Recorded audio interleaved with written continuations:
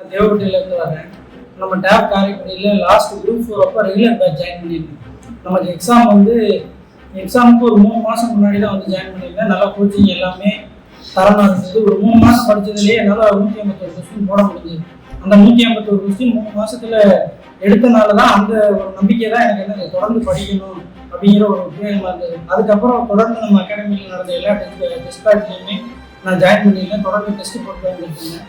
அதேபடி அதுக்கப்புறம் ஒரு குறிப்பிட்ட இடத்துக்கு மேலே ஒரு டெஸ்ட் பேட்ச் இன்சார்ஜாகவும் நான் வந்து நம்ம காரைக்குடி பிரான்ச்சில் வந்து ஒர்க் பண்ணிக்கிட்டே படித்தேன். இதுக்கு எல்லா கொஸ்டினுமே நான் எனக்கு யூஸ்ஃபுல்லாக இருந்தது. நம்ம அகாடமிக்கு ரொம்ப நன்றி. அதை தாண்டி நன்றி சொல்லணும் அப்படின்னா என்னோட அப்பாவுக்கு ஒரு பெரிய நன்றி. எனக்கு வந்து அம்மா கிடையாது, சிங்கிள் பேரண்ட் தான்.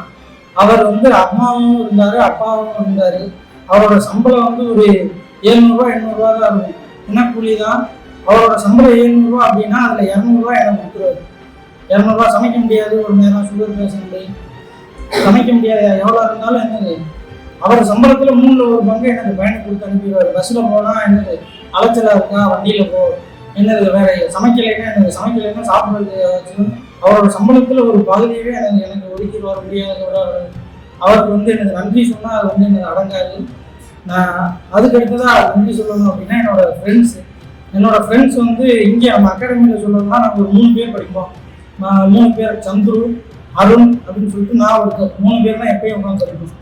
3 பேர் தான் எப்பயும் உட்காந்து படிப்போம். அதில் அவர் சந்துரு அப்படிங்கிறவர் இப்போ எஸ்ஐ கிளியர் பண்ணிட்டாரு. எஸ்ஐ கிளியர் பண்ணி எஸ்எஃப்ஓ ட்ரைனிங் வெயிட் பண்ணிட்டு இருக்காரு. அருண் தொடர்ந்து படிச்சுட்டு இருக்காரு. அடுத்து எஸ்ஐல கிளியர் பண்ணிடுவாரு. அவங்க 2 பேர் அந்த ஒரு டீம். நம்ம வந்து அதிகமாக செட்டு சேர மாட்டேன்னா தனியாக தான் இருப்போம் மோஸ்ட்டாக. இந்த ஒரு கரெக்டான சர்க்கிள் எனக்கு தெரியாத அவங்க சொல்லிக் கொடுப்பாங்க, அவங்களுக்கு தெரியாத நான் சொல்லிக் கொடுப்பேன். அது மாதிரி ஒரு கரெக்டான சர்க்கிள் அமைஞ்சது. அதுக்கு ஒரு பெரிய நன்றி. அவங்க அந்த ஃப்ரெண்ட்ஸ் 2 பேருக்கு நன்றி. வெளியில் அகாடமியை தாண்டி வெளியில் அப்படின்னா என்னோட ஃப்ரெண்டு வெங்கடேஷ் அப்படின்னு ஒரு ஃப்ரெண்டு இருக்கான். அவன் வந்து எனக்கு ஃபினான்சியலாகவும் இல்லை சப்போர்ட்டிவாகவும் நிறையா வந்து ஹெல்ப் பண்ணியிருக்கான். ஒரு ஃப்ரெண்டு தான் என்னோட நிழல் மாதிரி அப்படின்னு சொல்லலாம். என்ன ஃபினான்சியலாக இருந்தாலும் என்னை பற்றி எல்லாமே அவனுக்கு தெரியும்.